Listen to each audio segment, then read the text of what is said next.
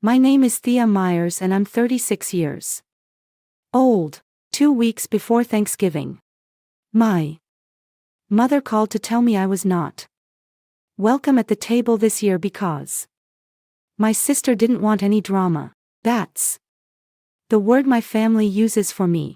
Drama. Not the lie that's been hanging off my name for 3 years. Not the money they still owe me. Just me. The drama. The problem. Chair at the table. I didn't argue. I didn't cry into the phone. But the Monday before Thanksgiving, I stood at a post office counter in my little Ohio town with 4 flat envelopes and a line of holiday shippers behind me. What was inside those envelopes set my parents' phones on fire before sundown. 68 missed calls by 9 that night. And what I said on my own front porch at midnight. None of them saw that coming. Least of all, my sister. Welcome back to Calm Drama Stories, where quiet women finally stop paying for other people's peace. If you've ever been called difficult just for telling the truth, you're home here. Drop a comment below. And be sure to subscribe because stories like this one never end where the family thinks they will. Now, let me take you back to the Sunday night that phone rang. The call came at 7 on a Sunday while I was reconciling a client's payroll at my kitchen table. My mother has a voice she uses for unpleasant errands. Flat, bright, rehearsed. She used it to tell me the dentist found a cavity when I was 9 and she used it now. Honey, about Thursday, Brooke is hosting this year.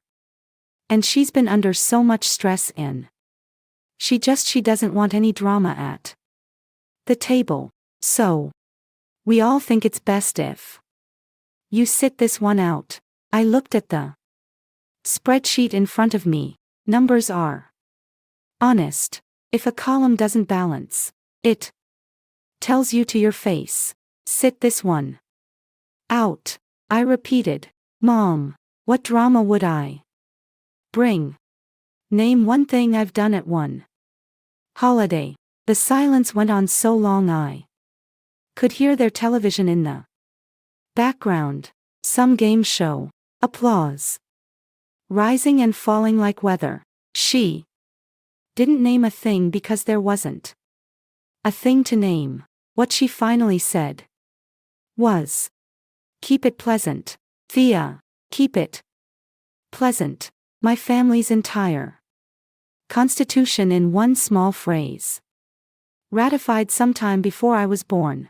Then softer like she was doing me a kindness. She added, and don't make this about the other thing. It's Thanksgiving. She hung up before I could ask which other thing she meant because in our family there were 2. There was the thing everyone whispered about me. And there was the thing nobody ever said out loud. The small matter of what was written on a notarized piece of paper in my office safe with my father's signature at the bottom of it. One of those things ruined my name. The other one was about to ruin their evening. Let me tell you who I am because my family tells it differently. I'm a CPA. I own a tours and accounting firm on Main Street in Maple Falls, Ohio. My name on the glass. My office manager Jess at the front desk. 15 tax seasons in my rear view. Nobody handed it to me. I did night classes for the license while working full days. Opened the firm at 29. And paid off my own small house by 34. I round to the nearest dollar. My family rounds to the nearest story. 4 years ago, my father's heart gave out in a parking lot. Triple bypass. 11 days in the hospital. And a stack of bills that landed on top of a mortgage they had quietly stopped paying that spring. By October, the bank was using words like foreclosure. My parents never asked me for help, they just talked about losing the house at Sunday dinner loudly in my direction until I did what I always did. I drained my savings, opened a line of credit, and wrote them a check for $52,000. And because I am who I am, I did it properly. A promissory note, notarized, modest interest, $400 a month. My family laughed about it for a year. Only Thea would make her own parents sign paperwork. Only Thea would treat family like an audit, but my dad signed it at my kitchen table with his reading glasses on. And for 13 months, the payments came. $400. The first of the month, steady as a metronome. 13 payments. 5. $200. Then 3 years ago this winter, the checks just stopped coming, and nobody in my family ever mentioned the loan again. You should ask me why they stopped. The answer has a name. The answer starts with my grandmother. Nana Eileen was my mother's mother, and she was the only person in our family who ever looked at me like I was more than a service department. She snorts. Lived her last 4 years at the Birches, an assisted living place 2 towns over. Her choice made with a straight back. I raised my girls. She told us I'm not auditioning to be anyone's chore. Her hands had a small tremor by then, so she asked me to hold her power of attorney and manage her accounts. Not my mother. Not my aunt Pam. Me. You're the only one in this family who can read a bank statement without moving her lips, she said. Anne. She laughed until she coughed. Every Thanksgiving of my adult life, I cooked the turkey in Nana's roasting pan, cast iron, heavy as a manhole cover, seasoned by 50 years of her kitchen. She passed it to me in front of everyone the year her wrists gave out. Other people in my family raised the toasts. I raised the oven door. That was the arrangement. And honestly, I loved my half of it. 1 November. While I basted and she supervised from a chair with her cane hooked on the counter, she watched my mother reorganize the seating chart for the 3rd time and said quietly, just to me, you don't owe anyone a seat at a table, honey, remember that. I didn't understand her then. I filed it away the way you file a receipt you don't think you'll need. Her checkbook lived in a small valuable safe at the Birches, signed in and out through the front desk. Because I insisted on that. 2. Remember the checkbook. It matters more than anything else in this story. 3 years ago in September, I sat down to reconcile Nana's quarterly statements against the billing from the Birches, the way I did every quarter. The columns didn't balance. I ran them twice. Then a 3rd time with a printout and a highlighter, and my stomach went cold. And stayed cold. 9. $400. Had left her account over the course of one summer, a run of checks from her personal checkbook, 2 of them large, the rest small, none of them mine. None of them matching any invoice from the facility. I did exactly what I would tell any client to do.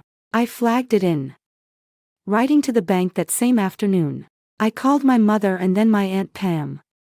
And told them plainly. I offered to bring in an independent accountant. Someone with no last name in common with any of us. To trace every dollar.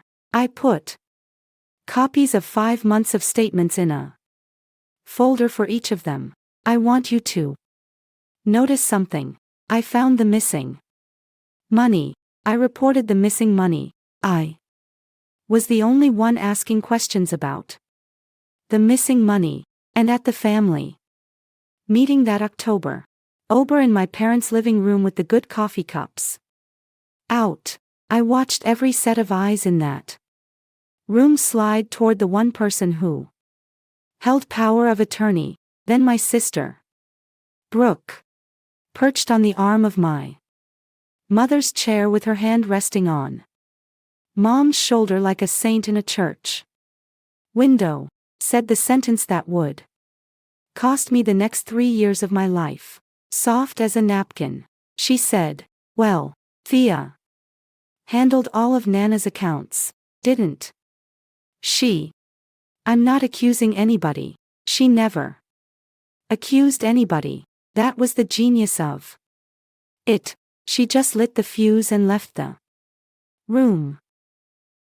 A lie like that doesn't run. It seeps. By Halloween, my Aunt Pam had repeated Brooke's little non-accusation to both of my cousins with her own varnish on it. By Christmas, a woman at my parents' church squeezed my mother's hand in the fellowship hall and said she was praying for the family's troubles. In January, the State Board of Accountancy received an anonymous email expressing concern about my professional ethics. No name, no evidence, no case. The board dismissed it in 3 weeks, but the word investigation got loose in Maple Falls. And words like that don't die. They hibernate. Understand what I did that winter because my family has revised it since. I did not sulk. I fought like an accountant. I sent every relative a complete copy of Nana's records with a cover letter. I asked our estate attorney, Bill Garvey, to host a family meeting where anyone could ask me anything with the documents on the table. My father declined for everyone.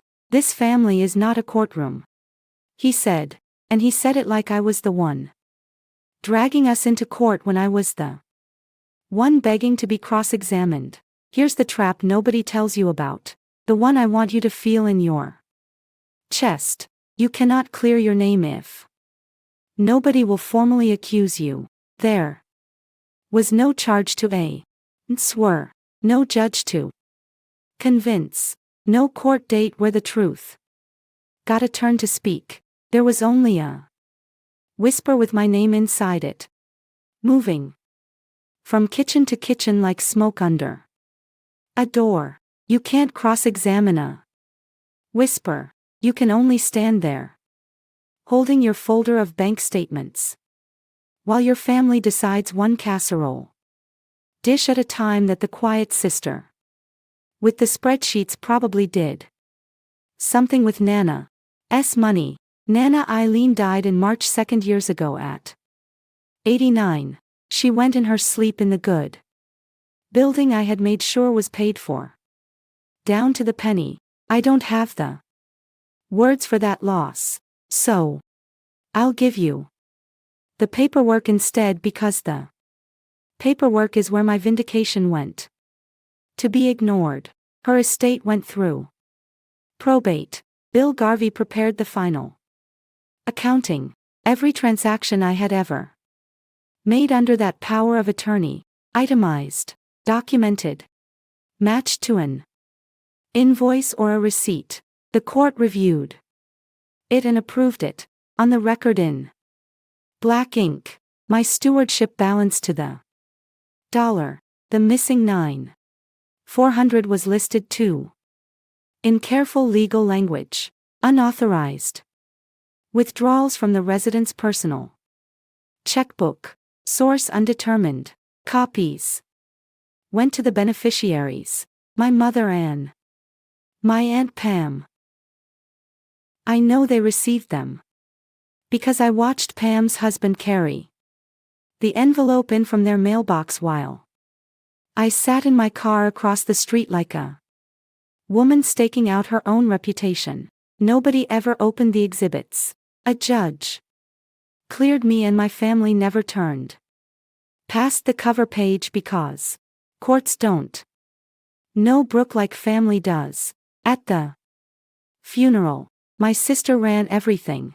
The flowers, the slideshow, the little printed programs with Nana's face soft focused on the front. People said she was the glue. I sat in the third pew and did the one thing left that was mine. I quietly kept on paying my parents' homeowner's insurance the way I had since the year of Dad's surgery. $1,900 a year. Autopay from my account protecting the roof my 52,000 had saved. Call it strategy. Call it a habit of the heart I hadn't broken yet. The court had released me. My family hadn't. Neither had I. You want to know how a family exiles someone without ever saying the word? They do it one place setting at a time. The first Thanksgiving after the lie, my mother met me at the door and steered me warmly to the folding table with the kids, just to keep things easy this year. Honey, I was 33. Seated between a booster chair and a bowl of dinner rolls, while my sister held court at the big table over a turkey I had bought. The second Thanksgiving, my mother called ahead. Maybe just come for dessert. Brooke's doing the whole meal and you know how it gets. I came for dessert. I lasted 40 minutes and the only person who spoke to me like a human being was my niece Madison, who was 13 and wanted help with her math homework. Last year, the invitation shrank again. My mother offered to set a plate aside for me to pick up like takeout, and I declined with more grace than the offer deserved. And every year without fail the requests still found me. Could I order the turkey from the good butcher since I got the discount? Could I swing by with my folding chairs? Could I drop off Nana's roasting pan since everyone agreed the bird just didn't taste right in anything else? My seat at that table shrank every single year. My invoice never did. This year, there was no children's table. No dessert shift. Number 40 minutes. There was just my mother's telephone voice telling me my sister didn't want drama, and a dial tone and a kitchen that suddenly felt very quiet. I sat there for a long while looking at nothing. Then my phone lit up on the table next to my cold coffee. A text from Mom. I remember thinking before I turned it over that it might be an apology. You'd think 36 years would have taught me better than that. The text said to call her when I had a minute. So I did. That same night, she wanted to talk about logistics. Whether I'd leave my folding chairs on the porch. Whether the butcher discount could still be arranged even though, well, you know, I let her run out of small errands. Then I asked the only question I had left. Mom, look, I'll make it simple. Do you believe I took Nana's money? I heard her breath change. I heard the kitchen clock over her stove, the one that's ticked too loudly since 1994, filling the line between us. 6 seconds. I counted them the way you count the space between lightning and thunder. waiting to find out how far away the storm actually is. She didn't say no. Understand that a mother who believed her daughter was innocent has a short, simple answer available to her. And she left it in the drawer. What she said when the 6 seconds were up was gentle and tired and final. Keep it pleasant, Thea. There it was again. The family motto stitched on every pillow in that house. I said goodnight and hung up and sat very still. Because here's what I understood for the first time. Sitting in my quiet kitchen with my cold coffee, my mother was not a bystander who'd been fooled. She was the referee, and she had decided the game worked better with me in the penalty box. Whether or not I'd ever committed the foul, peace was the only verdict she cared about. And peace was cheapest if Thea stayed guilty. What she feared wasn't the truth. She feared the noise the truth would make. I didn't sleep much that night. Some ledgers, once you finally read them, can't be unread.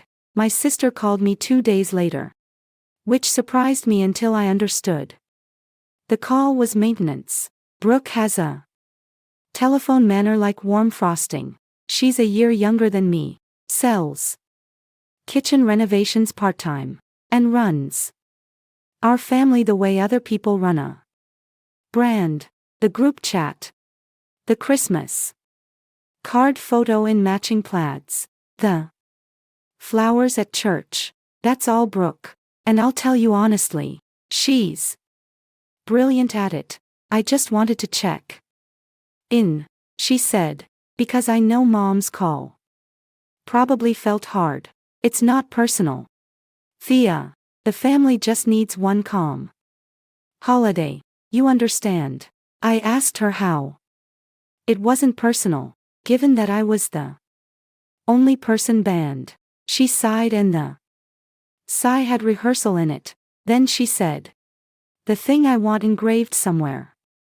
Because it explains my entire childhood better than any therapist ever has. You're better with numbers than with people, Thea. Let me handle the family. Let me handle the family. Like the family was a difficult client. Like our parents, our cousins, our dead grandmother's memory were accounts in her book of business. And I was a billing error she was smoothing over. And here's the strange part. The part one didn't expect. Underneath all that frosting, she sounded exhausted. Bone tired. The way you sound when you've been carrying something heavy so long. You've stopped mentioning it. I noted it. The way I noted an odd number in a margin. No explanation yet. Just a flag. We said polite goodbyes. She thought the account was settled. But sitting there, with the dead phone in my hand, I finally saw my sister clearly for the first time in 3 years. This wasn't cruelty to her. This was her job. And I was a line item. Before I tell you what showed up on my porch that same week, let me ask you something. If your family has ever believed a good story over a plain bank statement, tell me about it in the comments, because for 3 years, I thought I was the only one. I read every comment. And if you're new here, subscribe, because you are going to want to know what was inside this box. Now, that Thursday, a delivery driver left a carton on my porch addressed to Thea Myers. Return label. The Birches Records Department. I stood over it with scissors in my hand and couldn't make the cut. See, the Birches had been sold that summer to one of those senior living chains that buys up family facilities and repaints the lobby. When A place like that changes hands. The old files have to go somewhere, and by policy, they go to the residents last. Responsible party on record. That was me. Power of attorney. Emergency contact. The one who signed the intake forms and the care plans.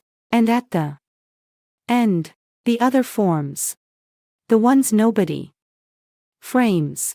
Inside that carton was every piece of paper the Birches had ever generated about Eileen. 4 years of a life reduced to folders. I wasn't ready to bleed again that week. It was quarterly filing season. I had clients stacked to the ceiling. And I had just been uninvited from my own family's table. So, the box sat on the end of my kitchen counter for 5 days. Brown and patient, like a witness waiting to be called. I'd walk past it at night, coffee in hand, and feel it looking at me. On some level, I think I already knew boxes like that don't come empty-handed. While the box waited, my family got busy online.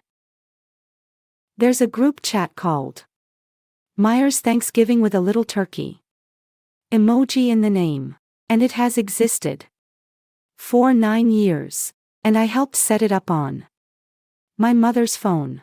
That Monday morning, between a client's quarterly filing and a payroll run, I opened my phone to check the time and saw the notification stacked over my banking app like a small tombstone. You were removed from the group. No message, no goodbye.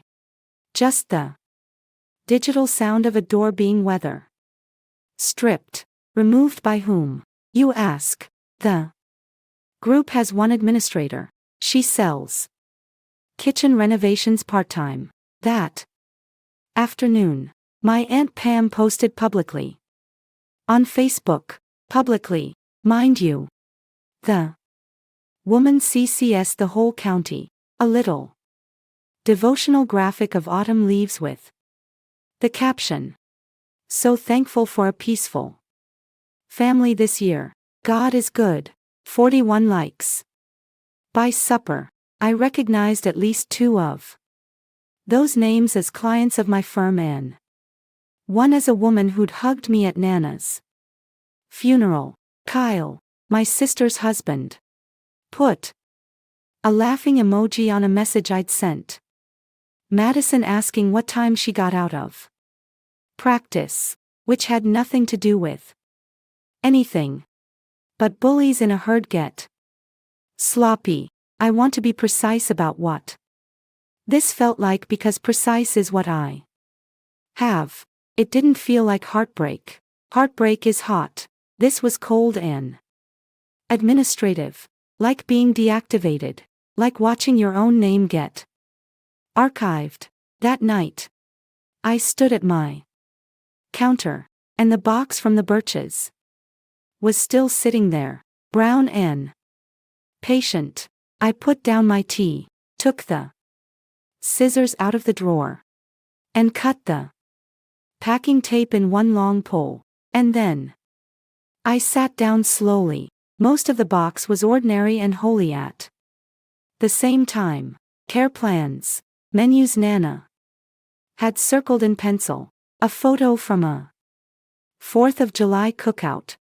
Her in a lawn chair wearing sunglasses like a movie star. I went through it folder by folder with tax season discipline, and near the bottom I found the copies of the 2 largest checks, the ones probate had already given me images of, the ones that had drained the biggest bite of the 9,400. I'd stared at them for 2 years. The handwriting leaned left. Nana's hand by then trembled right in small sawtooth strokes. These signatures were smooth as a salesperson's. I knew what I was Looking at, knowing isn't proving, then. In a folder labeled Resident Services, I found a single page that stopped my breath. An incident report dated June of the year the money walked. A staff member at the front desk had logged in. Tidy blue handwriting that the resident's granddaughter, B. Hutchkins, had signed out the resident's checkbook from the valuable safe and returned it. On her next visit, there was a signature line for the family member. I know my sister's signature the way you know a scar. The date on that report sat 11 days before the date on the first large check. The second check followed 5 weeks later. Bank statements, check images, a signed log with a name on it. For the first time in 3 years, the chain had no missing link. I sat at my kitchen table for a long time, not triumphant, just quiet, doing the saddest arithmetic of my life. And underneath everything, at the very bottom of the box, was Nana's recipe card for her turkey brine. The ink gone pale as a bruise. Salt, brown sugar, orange peel. Her handwriting didn't lean left. I was still sitting with that incident report the next morning when my mother texted me, I'm going to give you the message exactly as it arrived, punctuation and all, because I've read it enough times to have it memorized. Leave Nana's roasting pan at the back door Wednesday morning. Brooke is hosting. Don't come in. It will just upset everyone. Keep it pleasant. Read that again slowly the way I did. Not, how are you? Not, this is hard for us. 2. My family had banned me from the front door and was now scheduling a pickup at the back door like I was a parcel service. They didn't want me at the table. They wanted my grandmother's pan on it, the pan she handed to me in that kitchen in front of all of them, when her wrists gave out and she chose the granddaughter who cooked, and they wanted it left on a step unattended before the family arrived so nobody would suffer the sight of me holding it. I walked to the cabinet and lifted the pan out with both hands the way you lift a sleeping child. Cast iron doesn't care about gossip. It weighs what it weighs. I stood in my kitchen holding 50 years of my grandmother's Thanksgivings, and I looked at the box of records on my table, the incident report sitting on top like a verdict nobody had bothered to read into the record. And something in me finished a calculation. It had been running for 3 years. I set the pan down on the table right beside the box. The two of them sat there together. The evidence and the inheritance. And for the first time in a long time, the math in my house was clean. The pan stays. I said out loud to no one. And so does everything in that box. The next morning, I called a number I'd had in my desk for a year and never dialed. Sandra Voss, attorney, 2 counties over, far enough that nobody in her waiting room would know my aunt. I brought everything. She read for 40 minutes without a word, flipping pages with one finger, then took off her glasses and gave me the summary I already knew and badly needed to hear out loud. The promissory note was alive and enforceable, a written contract. 6-year statute in Ohio, and the default only 3 years old. Balance 46,800. 13 payments of 400 against 52,000. A demand notice wasn't aggression. It was the note working exactly as written, the mechanism my own father had signed. At my kitchen table. As for my sister, the accusation that I stole from a dependent elder had measurably damaged a licensed professional. A cease and desist was overdue, and the estate had a clean claim to its missing $9,400. Then Sandra leaned back and asked if I understood who the estate's beneficiaries actually were. I did, but she said it anyway because lawyers like the sound of irony. Your mother and your Aunt Thea. Every dollar your sister took, she took from the two women defending her.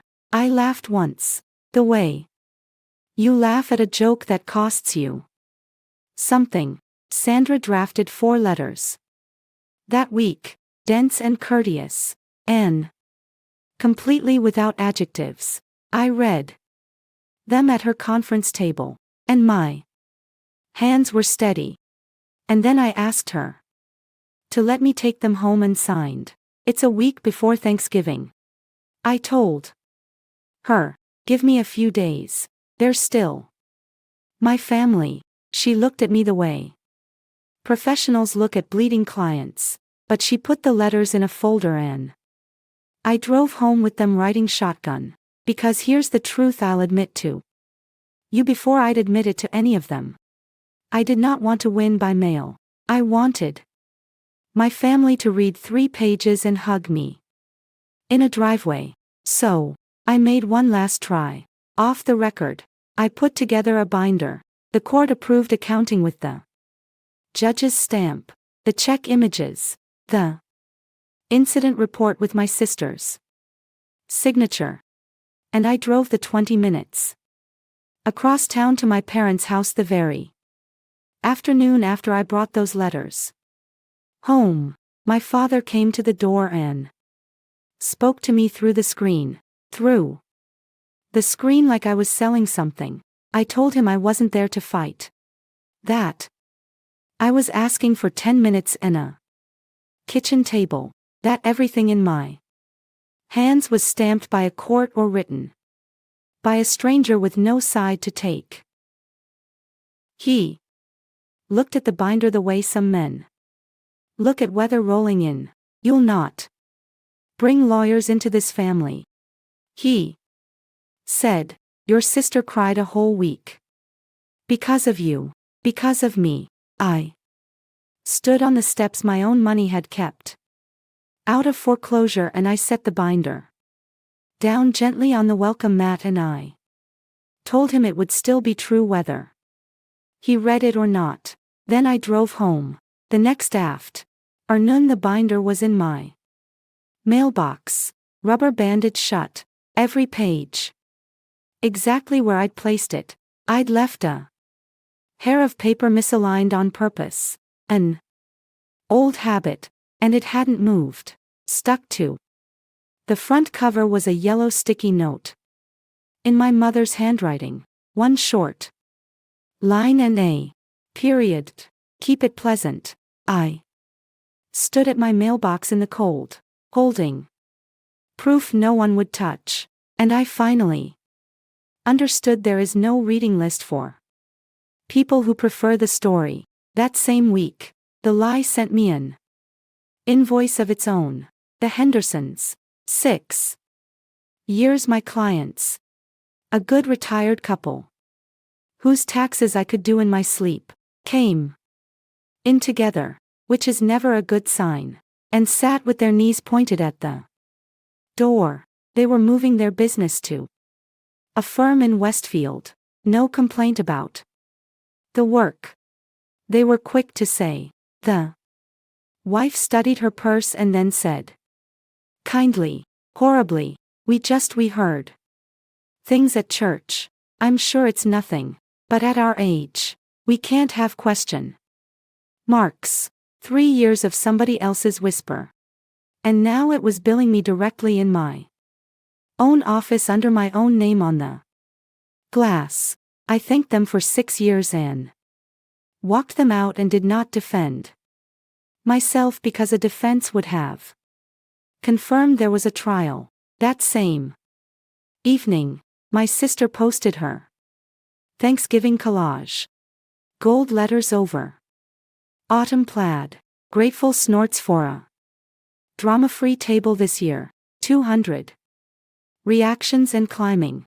And there in the comments between the prayer hands and the hearts, a woman from the church wrote the sentence that finally made my decision for me. Every family has one. Bless you for protecting the peace. Every family has one. I sat with my thumb over the screen and felt the word settle. I did not comment. I have never once fought my sister on her home field. Because you cannot outstory a storyteller. The crowd is hers. The lighting is hers. The edit is hers. But I know a field she's never played on. It has certified mail and return receipts. And a judge's stamp. And the lighting there is fluorescent and very, very honest. The final straw when it came was 1/900. Saturday night, with the returned binder still sitting by my front door. My mother left a voicemail. I stood at the counter and listened to it twice because the first time I genuinely thought I'd misheard. She did not ask how I was. She did not mention the binder she'd sent back like a rejected casserole. She reminded me to leave the pan at the back. Do our Wednesday before 10 if possible. Because Brooke liked to get the bird in early, and then in the same breath, in that bright errand voice, oh, Anne. Honey, the homeowner's insurance bill came, 1900, same as always. You'll take care of it like every year, won't you? Okay, love you. Click. I stood in my kitchen and I actually smiled, which frightened me a little. Banned from the table and billed for the house in the same 7 days. They had, without meaning to, finally written it all down in one place. The way I'd been begging them to for years. We do not want you. We want what you carry. The pan out of your hands. The premium out of your account. The silence out of your mouth.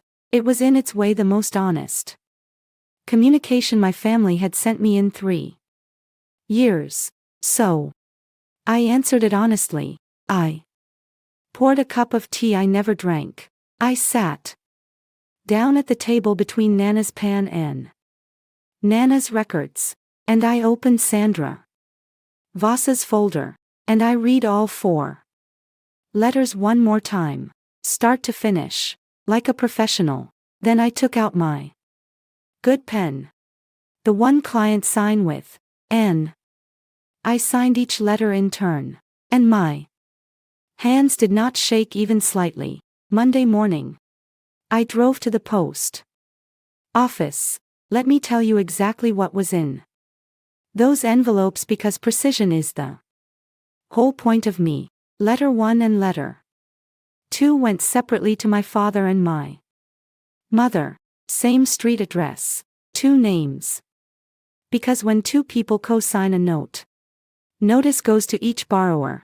Formal notice of default on a promissory note. Executed 4 years ago.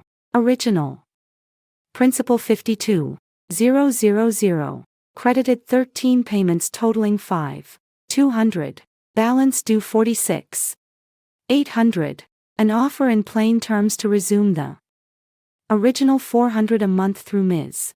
Voss's office. No lawsuit filed. Interest occurred to date waived if a schedule was signed within 30 days.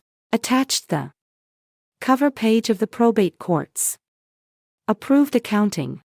The one that cleared me with the stamp showing N. One further notice effective at renewal. I would no longer be paying their homeowner's insurance. Letter 3 went to my sister, a cease and desist regarding statements accusing me of theft from a dependent elder. Statements that had measurably damaged a licensed professional. Attached the check images and the incident report from the Birches, with her signature logged 11 days before the first check. 2 requirements. A written correction sent to every family member who received the lie by December the 1st, and repayment of $9,400 to her grandmother's estate where the law says it belongs, which means in the end to our mother and our aunt. Letter 4 went to Aunt Pam, the full court accounting she never opened, in a courteous request to stop repeating claims a probate judge had already retired. There was not one line of feeling in any of them. No childhood. No Christmas. No how could you. Feelings had run this family for 3 years and feelings had lost. It was paper's turn. I asked for what had signatures on it, and not 1 cent more. Standing in that post office line on Monday morning, I nearly walked out twice. And if you think 4 letters was too far, or if you think 36 years was not nearly far enough, tell me in the comments, because I still read every single one. And hit subscribe now, because the next 12 hours undid 3 years of quiet, and you'll want to hear it from me. The Maple Falls post office smells like rubber bands and floor wax. And the Monday before Thanksgiving, it was all holiday shippers, boxes wrapped in brown paper, a toddler crying somewhere near the passport photos.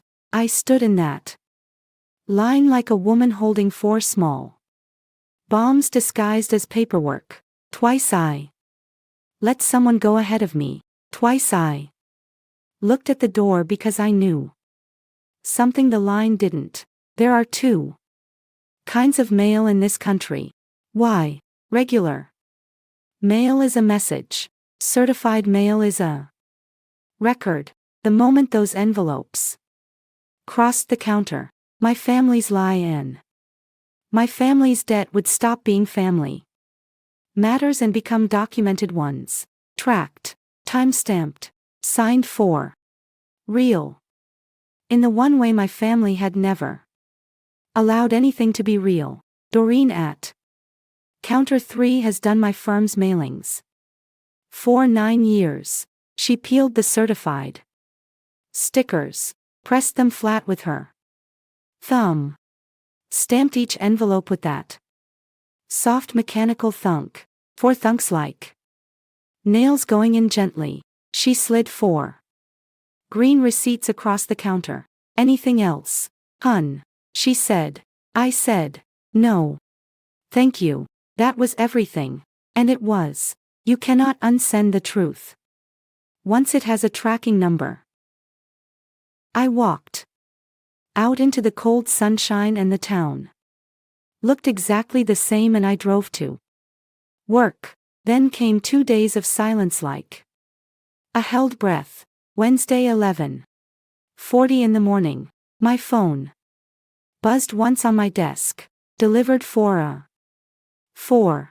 I looked at that notification the way you look at a wave you can see coming from a long way off. I had a client in the chair, a nice man with a landscaping business and a shoebox of receipts. So I turned the phone face down and kept working.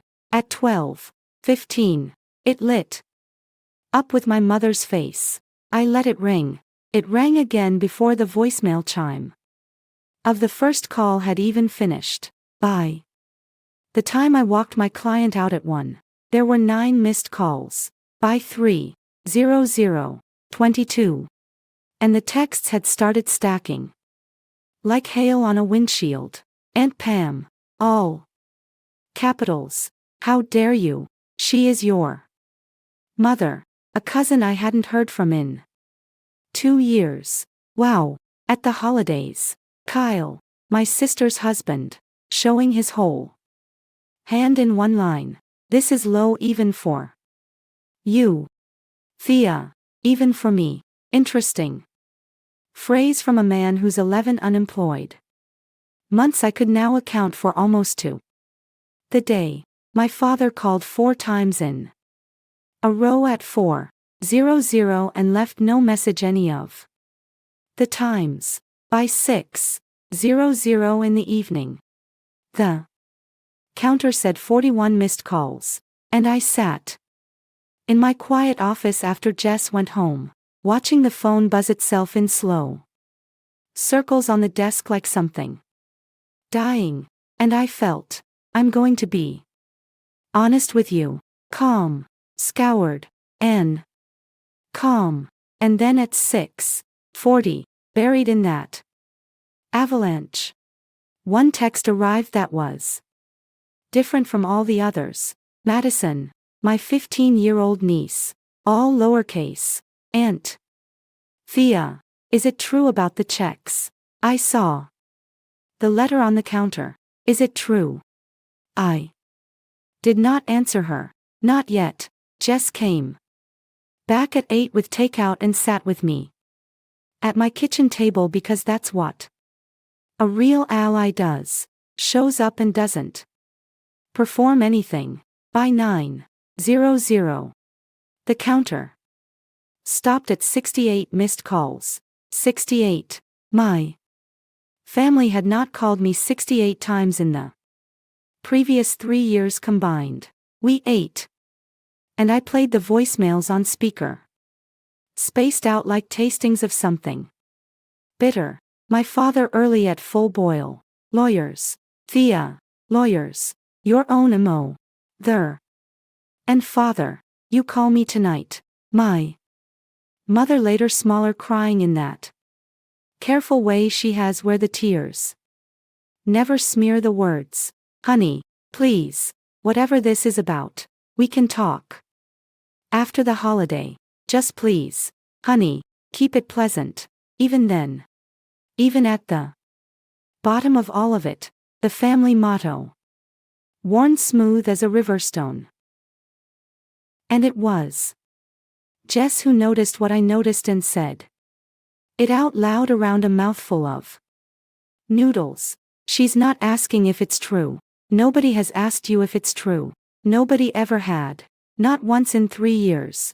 The last voicemail of the night came at 9:40 and it was Brooke.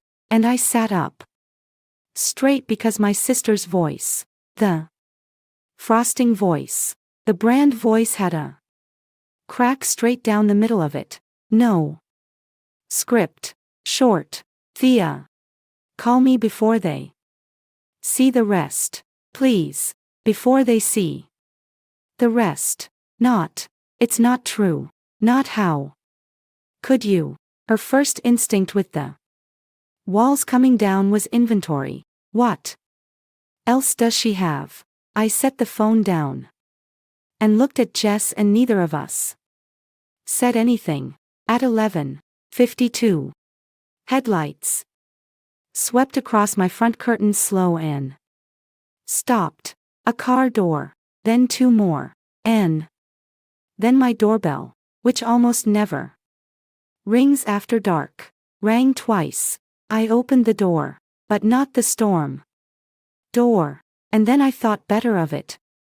Stepped out and stood on my own porch in my cardigan with my arms folded against the cold, 3 of them under the yellow porch light, my father in his good coat, my mother with a tissue already bald lead in her fist, my sister half a step behind like a campaign manager at a bad press conference.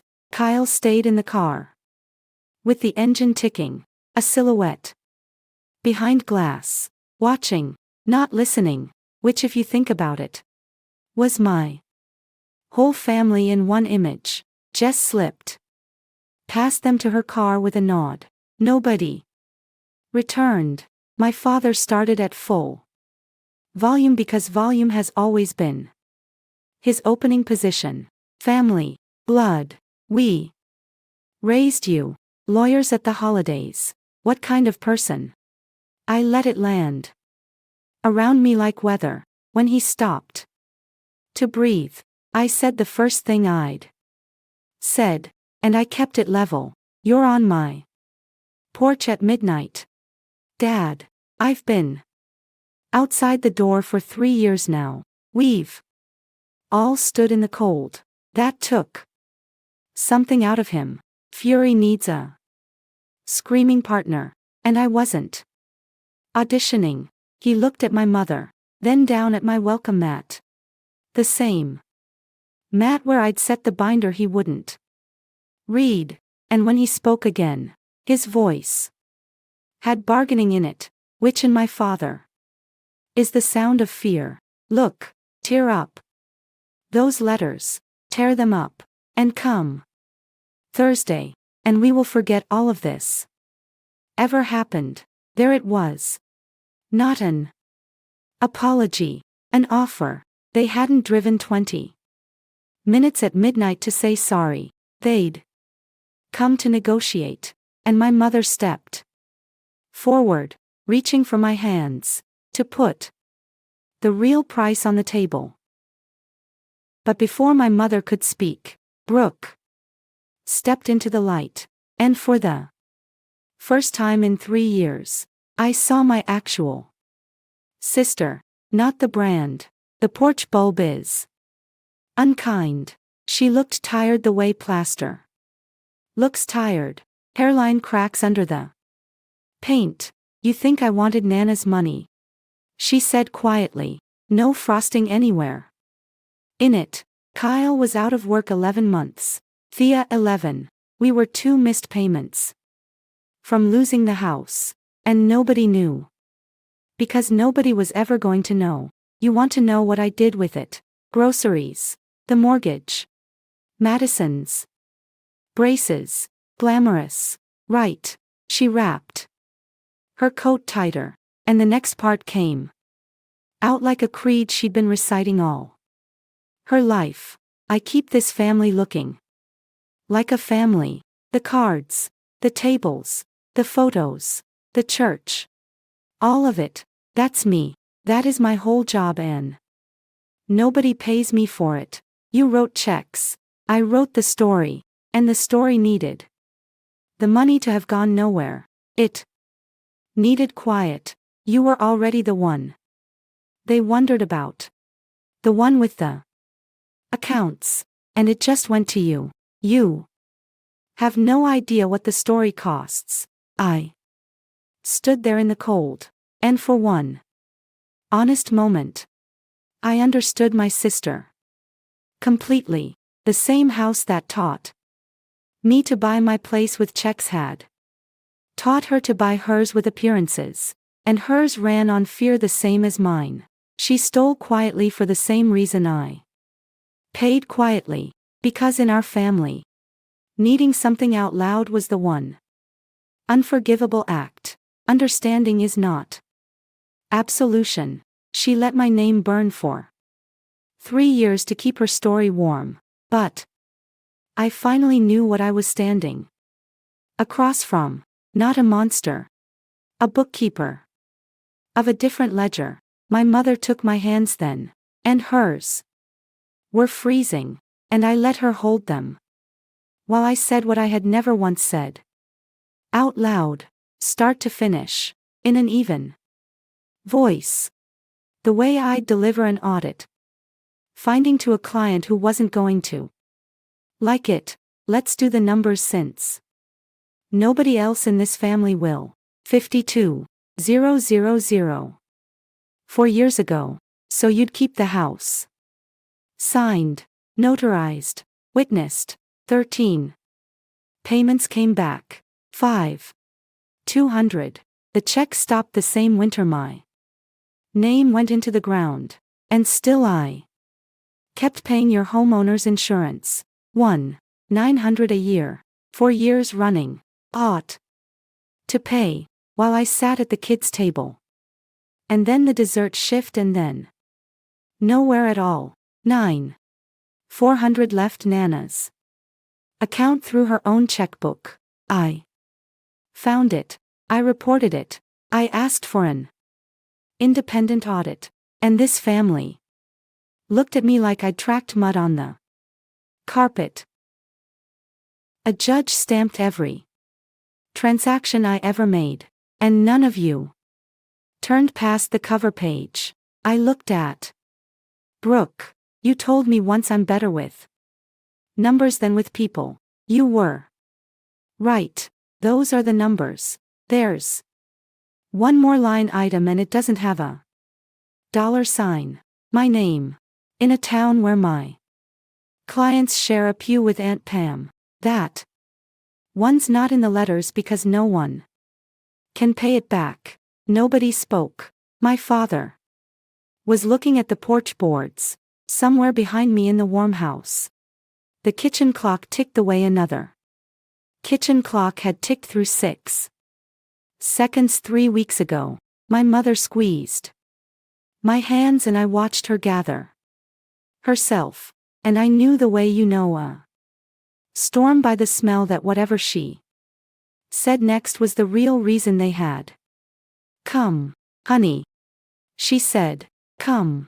You can have it all back. Come Thursday.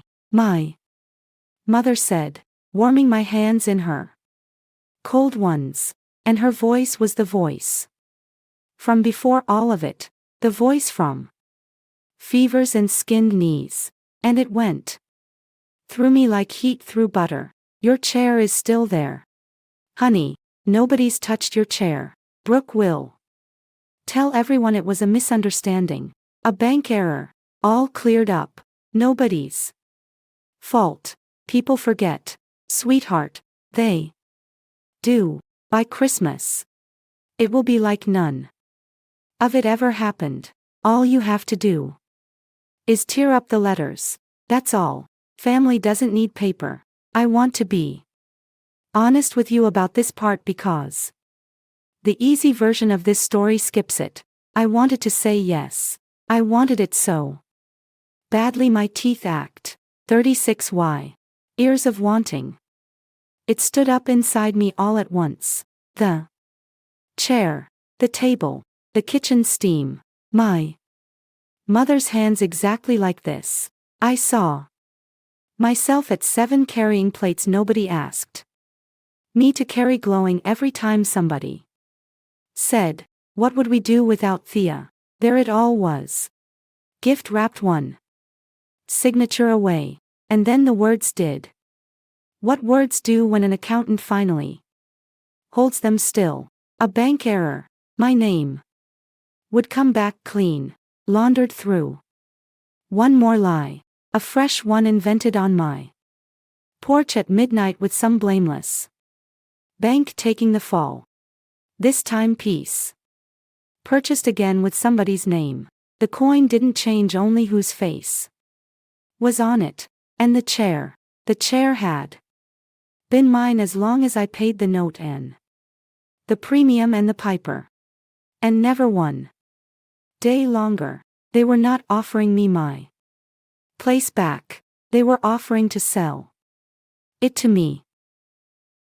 Over my mother's shoulder, through my front window, I could see the kitchen table, Nana's pan sitting on it, black and patient, my phone beside it, and on the screen, still open, a 15-year-old's question nobody out here had answered.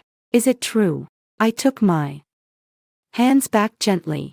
No, I said, and the word came out quiet and whole, like a stamp coming down.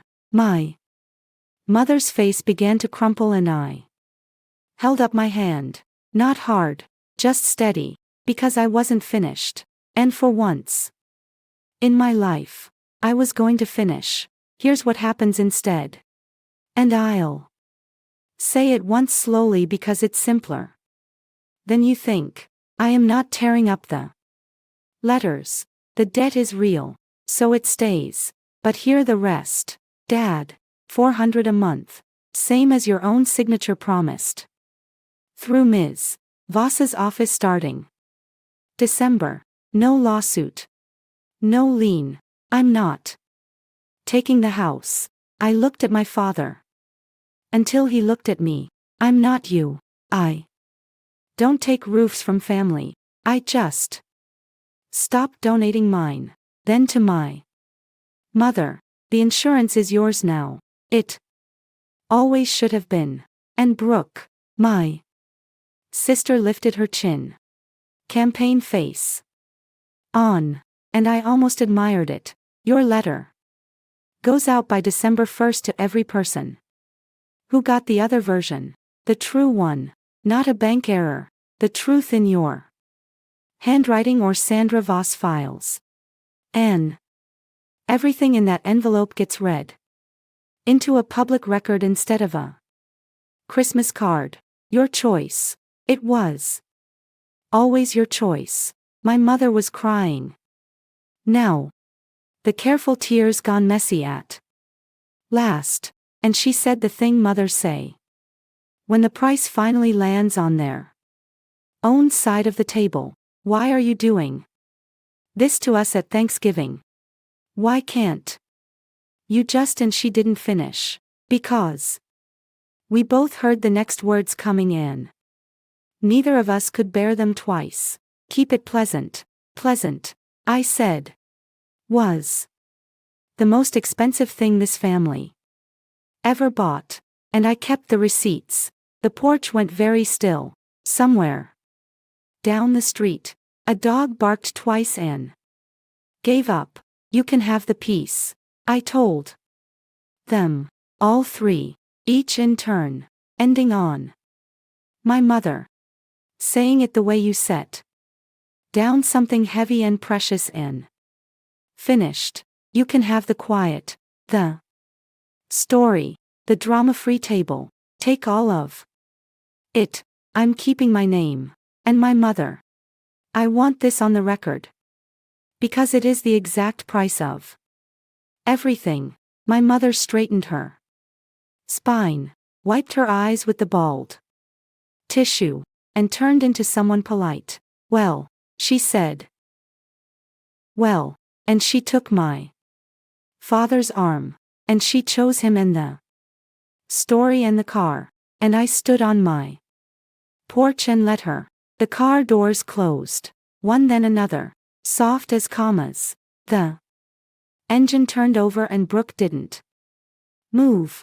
She stood on my bottom step with her arms crossed, looking out at the street like it owed her money, and we stayed like that for a moment.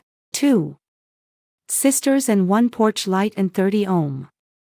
Years of unpaid invoices hanging in the cold between us. You could have just paid it quiet, she said finally, not even angry, almost curious. Like always, you'd have been back at the table by Easter. That's how it works. I know, I said. That's why it had to be certified. She looked at me then, really looked, and I watched the professional in her do the math. The one kind of math she's genuinely good at. The math of standing and audience and cost, whatever total she reached. It settled her shoulders. Half an inch. She nodded. The small nod. One bookkeeper gives another across a closed account. She went down the steps. And at the bottom she stopped, her back still to me. Breath showing in the headlights. The letter will go out Monday, she said. That was all. Not sorry. Not you were always the strong one. My sister has never once apologized in her life. And I'd have distrusted it if she'd started on my porch. But a commitment with a date on it. That from Brooke was a signature. She got in the car, and my family backed out of my driveway and drove off to salvage their pleasant holiday, and I stood there until the tail lights turned at the corner. Then I went inside and closed the door and turned the deadbolt. And the sound it made was small and enormous. 12:47 said the kitchen clock.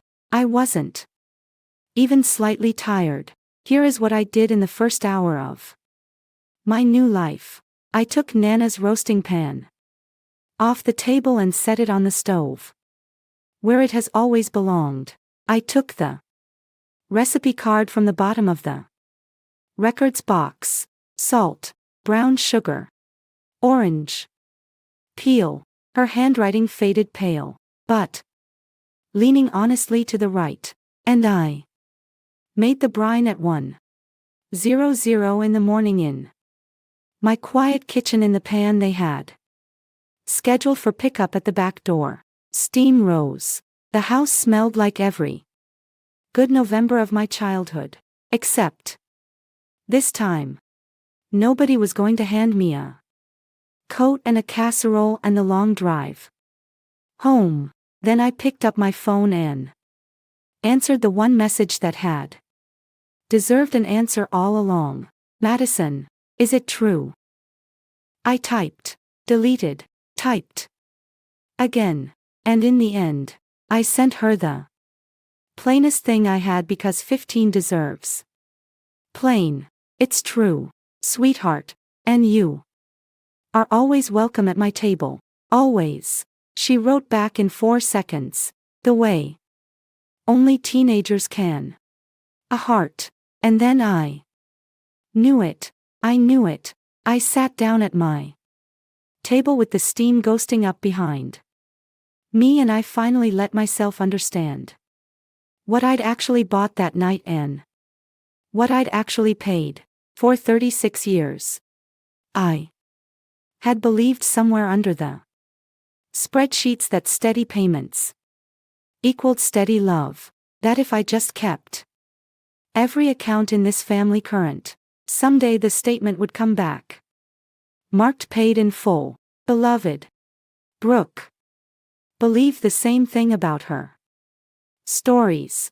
2 frightened bookkeepers. 1 house. Different ledgers.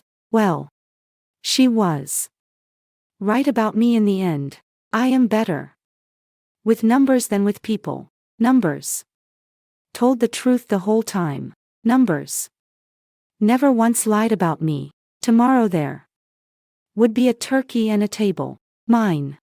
And whoever sat at it would sit there for free. Thanksgiving came up clear and cold.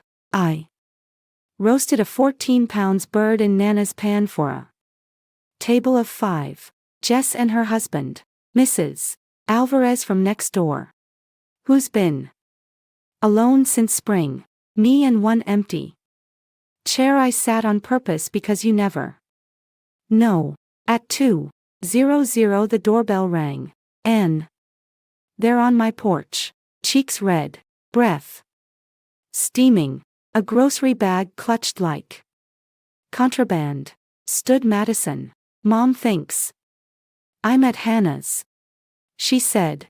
I brought rolls. The empty chair had an owner by 5:2. She ate 2 platefuls, told Mrs. Alvarez about her braces coming off, and washed the roasting pan afterward without being asked, standing at my sink in her socks. And if you think I made it through that without stepping into the pantry once to collect myself, you overestimate accountants. The Monday after Brooke's letter went out exactly as promised. I got my copy Wednesday. 2 cold lines. No apology anywhere in them. The questions about Nana's accounts were not Thea's doing. I was responsible for the withdrawals, and I am repaying the estate. Signed, Brooke. As a document, it was a masterpiece of Minimalism.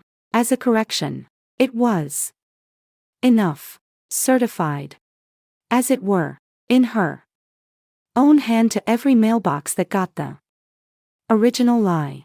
The first week of December. An envelope arrived from Sandra Voss's office. My parents had signed the schedule and enclosed was the first check in 3 years. 400. The memo line was blank. My father used to write house on everyone back when he still wrote them.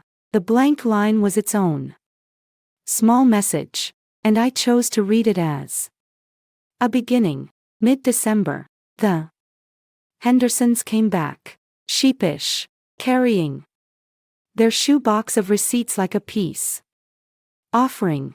The wife said only, "We heard." Well, we heard. That's how it goes in a town like mine. The wind doesn't apologize. It just changes direction. Aunt Pam has said nothing to me, not so much as a hello, though I'm told she stopped saying things about me, which from Pam is practically a sonnet. My mother sent a Christmas card. Mom and Dad printed, signed. No, the politest surface in the world and nothing underneath it that either of us is ready to say. I put it on the mantle anyway. She's still my mother. The truth is still the truth.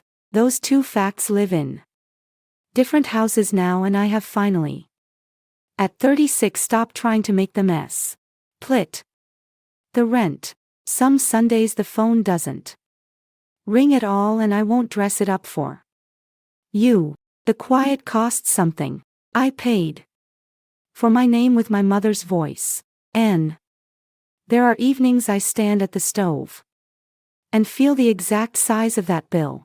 But here's what I noticed more. Nobody at my table this year was paying to be there. Nobody was performing. Madison texts me her algebra grades and her outrage about the cafeteria. And in the spring, she wants to learn how the firm works because somebody in this family should know where money actually goes. The pan lives at my house. The debt is being paid on schedule. And my name, my quiet, boring, notarized name, is mine. Free and clear. No cosigners. Here is what 3 years and 4 certified envelopes taught me. Peace that has to be purchased isn't peace at all. It's a debt, collecting interest in somebody's name, and the family ledger only balanced on the night I stood on my own poor CH in the cold and said quietly to the people I love most, you can have the peace. I'm keeping my name. 4 green receipts, 68 missed calls, a turkey brining in Nana's pan at 1:00 in the morning. That was the price of my name. And it was worth every cent. If you've ever paid and paid for a piece you were never allowed to sit inside, tell me your story in the comments. I read everyone and subscribe to Calm Drama Stories because next week another quiet woman stops paying.